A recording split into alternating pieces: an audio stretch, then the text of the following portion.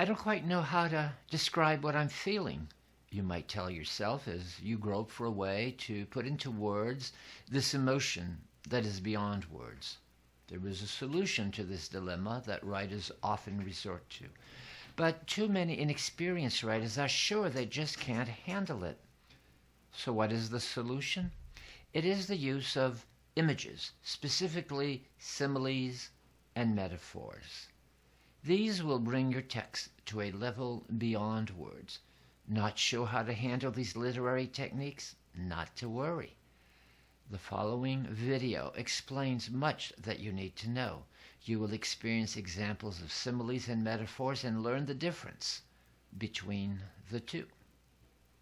Before we go on, however, let me welcome you to the Memoir Network's Better Memoir Writing Masterclasses. I am Denis Ledoux. I'm a writer, a teacher, and the founder of the Memoir Network. I'm so pleased that you have joined me today for this class. This masterclass is brought to you by the Memoir Network's premier long-distance program, the Inspired Memoir Writer. This is a group coaching program with extensive tutorial. The Inspired Memoir Writer brings you a 10-unit home study course with monthly live coaching. Many programs on the web offer download classes, but this one offers more: monthly contact with a life coach. Transform your struggling manuscript into an interesting and meaningful story. To learn more, follow the link in the description below. Oh yes, and I'll have a bonus for you at the end of this video. Now let's begin the master class. The first idea you need to know is a simile is a comparison that uses like or as. When you say, life is like a merry-go-round, you are making an image we call a simile, even if it's not a terribly original one. It's a simile too if you write, I'm busy as a bee. And a simile, because of the use of like and as, it is clear that the reader is making a comparison. Now here's another example of a simile. This one is from the poet Robert Burns. My love is like the red, red rose that's newly sprung in June. My love is like the melody that's sweetly played in tune. Now here's the second idea I want to leave with you. A metaphor is a comparison that does not use like or as. You make a metaphor when you say, life is a merry-go-round.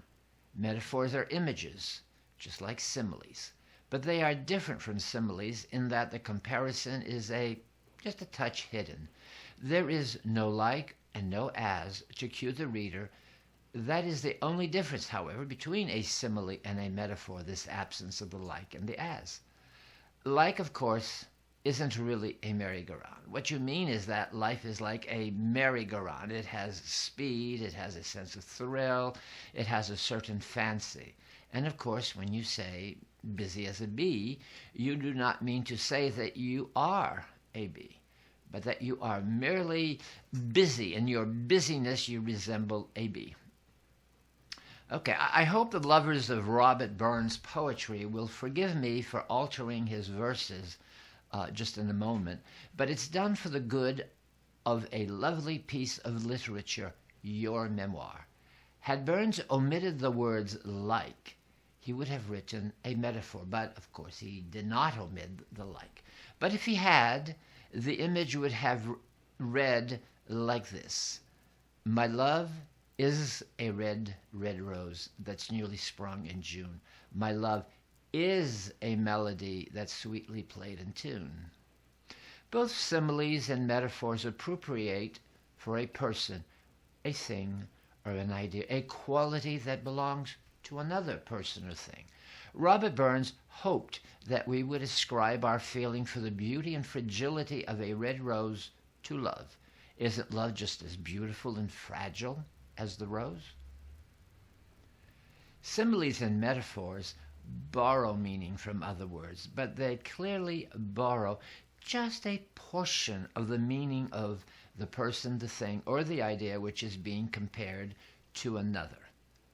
Like two gray circles that overlap only partially to create a darker area. Oh, by the way, the previous phrase is a simile. Um, Similes and metaphors overlap only partially the meaning of the thing or person to which they are compared. Similes and metaphors use concrete terms to make a comparison. It wouldn't have as much impact to say, beauty is like freedom, as to say, beauty is like a warm, sunny day. Freedom is an abstract word, but a warm, sunny day is something that we can generally agree on what it is. Ready for the third idea about similes and metaphors? It's this. Similes and metaphors are not definitions of person, things, or ideas. They are different from definitions. Similes and metaphors are necessarily somewhat vague, and so they are often used in clusters. In fact, writers often stack a number of similes or metaphors before they feel they have achieved the effect they were striving for. Robert Burns attempts to pinpoint his love one more time by writing in the same stanza, "My love is like a melody sweetly played in tune."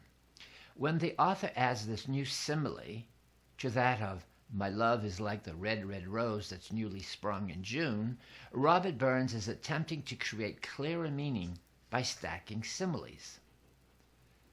Your writing, too, will require that you stack a number of similes and metaphors before you achieve the effect you are striving for. Let me repeat. Similes and metaphors are not definitions. Definitions are precise.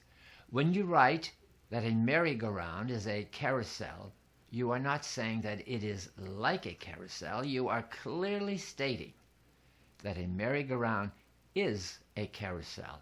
You are defining the word merry-go-round. Unlike similes and metaphors that thrive on ambiguity, definitions thrive on clarity. Similes and metaphors appeal to a poetic sense which accepts and appreciates without being judgmental and evaluative. They tap into your intuitive relationship to the world. By including appropriate similes and metaphors, you will engage your reader in a way that circumvents the rational mind. Because of this, similes and metaphors are especially effective within lead paragraphs or for introducing characters. Pay attention to this fourth idea I'm about to present. Similes and metaphors have to make sense. Many readers will let their imaginations wander and they will create fanciful images. It is always good to let one's imagination wander a bit, but then some part of you as a writer has to evaluate whether it has created an appropriate image to let your mind wander. A best rule of thumb in creating an image is to look within the nature of the thing or person whose meaning you want to expand. If the person is a farmer, use farming analogy, nature analogy, and not seafaring ones or ship ones. If the person is a doctor, use medical similes and metaphors and not merchandising ones about stores. Here are some examples of wrong choices. When you write about desert life, being like the ebb and flow of the ocean, you have created a confused metaphor. Ebb and value refers to the ocean's tides. And by applying it to a desert, you are linking a dry environment to a water one. This is not appropriate. You need to find a simile or a metaphor that doesn't allude to moisture. You might refer to the comings and goings of desert life. Now, this is not a metaphor, but it does give the reader an appropriate image of what is going on. More difficult to grasp is a phrase like, "My life boiled down to." Well, this is an image that is not a metaphor or a simile, but I'm using it to make a point. This image refers to a liquid being reduced in quantity. If your life included a discussion on soap making, where boiling down is a part of the process, this attempt at image introduces the evaporation image that may have nothing to do with your life. It might be better to write, "My life was reduced to." As I conclude this video, I want to remind you to check the description of this video for links to action steps on our website to lead you through the process of writing better metaphors and similes. Using similes and metaphors can expand your story and bring meaning to an action, to a character, or to a setting, but their use can also create meaningless and foolish images that simply distract the reader and take away from your story. If you would like to explore receiving help with your memoir on any aspect of memoir writing, we offer a 30-minute complimentary get-to-know-you coaching consultation. Oh, and before you go, here's the bonus I promised you, a link to our video, Make Your Memoir Significant. Good luck with your writing, and remember, whatever you do today, write a bit on your memoir. Inch by inch, it's a cinch. Yard by yard, it's hard.